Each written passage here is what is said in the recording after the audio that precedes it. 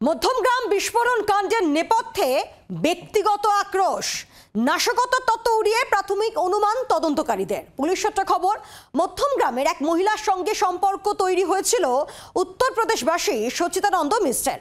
সম্পর্কের টানাপোড়েনেই বিস্ফোরণের মাধ্যমে খুনের ছক কষেছিল সে। কিভাবে আইডি তৈরি করলো সচ্চিদানন্দ, উত্তরের খোঁজে তদন্তকারীরা।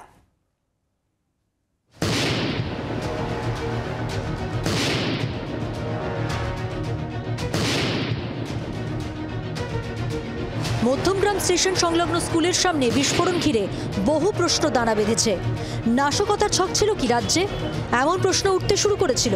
তবে তদন্ত সূত্রে উঠে আসছে ভিন্ন এক তত্ত্ব।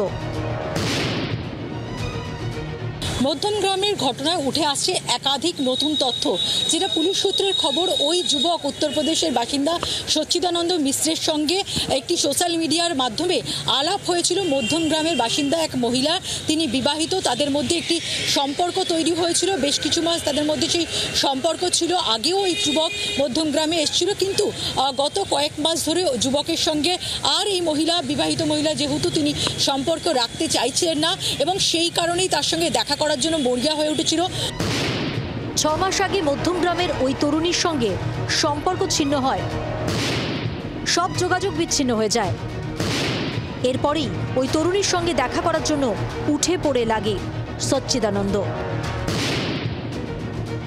গত 16 তারিখে হরিয়ানা থেকে ট্রেনে করে হাওড়া পৌঁছায় সচ্চিদানন্দ এবং তারপরে সে মধ্যমগ্রামে আসে। তারপরেই কিন্তু গত পরশু রাতে এই গোটা ঘটনা। এখন পুলিশ ওই মহিলা এবং তার স্বামী, তাদেরকে জিজ্ঞাসাবাদ করছে। পুলিশ যেটা জানার চেষ্টা করছে, যে বিস্ফোরকটি পাওয়া গিয়েছে বা যে বিস্ফোরকের বিস্ফোরণ হয়েছে সেইটা দিয়ে তার কি মতলব ছিল, সেটা দিয়ে প্রেমিকা বা তার স্বামীর উপর কোনো হামলার কি পরিকল্পনা ছিল নাকি অন্য কোনো পরিকল্পনা ছিল, সেটা তদন্তকারী অফিসাররা জানার চেষ্টা করছেন। তরুণীর বাড়িতে যাতায়াত ছিল উত্তরপ্রদেশের বাসিন্দা সচ্চিদানন্দের। এই ছেলেটা আগে এসেছিল আপনাদের এখানে, মারা গেছে না, 2 মাস আগে এসেছিল। আচ্ছা, ওনাদের সবাই ছিল, ফ্যামিলি, ওদের ফ্যামিলি ছিল না তা না। আমার জামাই ছিল, ওনার দিদি ছিল, দিদির স্বামী ছিল। ওই তরুণী মধ্যমগ্রামে ভাড়া থাকেন। বাড়িওয়ালা জানাচ্ছেন, তরুণীর বাড়িতে সচ্চিদানন্দকে নিয়ে অশান্তি চলছিল দীর্ঘদিন ধরেই। এই যে ছেলেটা মারা গেছে, এই ছেলেটা কখনো এসেছিল এখানে? এই ছেলেটা 2 বার এসেছে আমি শুনেছি, কিন্তু আমি কোনোদিন চোখে দেখিনি। এবং শুনেছি এই বাড়িতে, আমার এই বাড়িতে 2 দিন এসে থেকে গেছে এবং মেয়েটার বাবা মা এবং মেয়েটার হাজবেন্ড এবং মেয়েটার ননদ পর্যন্ত এরা সবাই জানে। এবং ওকে জামা কাপড় কিনেও গিফট করেছে, করে মীমাংসা করে বাড়িতে পাঠিয়ে দিয়েছে উত্তরপ্রদেশে। তারপরে শুনেছি আমি আবার পরে নাকি আবার কোনোদিন একদিন এসছে, এসে আবার চলে গেছে, আমি কোনোদিন দেখি নাই। এবং আর কালকে যে ঘটনাটা ঘটেছে শুনেছি যে মধ্যমগ্রাম এসছে, কিন্তু আমি তাও দেখি না। আজই তোমাদের ছেলেটাকে কোনোদিন সামনাসামনি দেখি। এই ইস্যুটাকে নিয়ে অশান্তি চলছে? হ্যাঁ, অশান্তি চলেছে এদের বাড়ির ভিতরে, 4-5 মাস ধরে অশান্তিটা চলছে। দেহ পেতে নিহত যুবকের বাবা এখন রাজ্যে। ছেলের সঙ্গে রবিবারই শেষ ফোনে কথা হয়েছিল তাঁর। तो संडे की बात हुई और सोमवार के दिन जो 2 बजे करीब हो ही गया, तो क्या बता दें।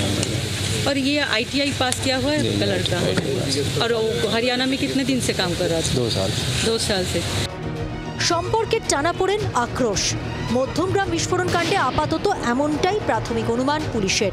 তবে একাধিক প্রশ্ন এখনো রয়েছে, উত্তর অধরা। উত্তরপ্রদেশ থেকে হাওড়ায় বিস্ফোরক সহ সফর, নজরদারি কোথায়?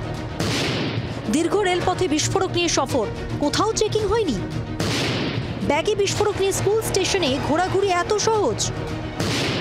আইডি না আইডি তৈরির সরঞ্জাম সহ সফর করছিল সচ্চিদানন্দ? সচ্চিদানন্দ কি নিজেই আইডি বানিয়েছিল অথবা বানানোর চেষ্টা করছিল? আইডি তৈরি শিখল কোথা থেকে উত্তরপ্রদেশের ওই যুবক?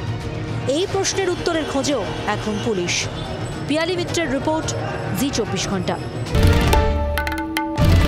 বাংলার আওয়াজ, বাঙালির আবেগ, জি 24 ঘন্টা।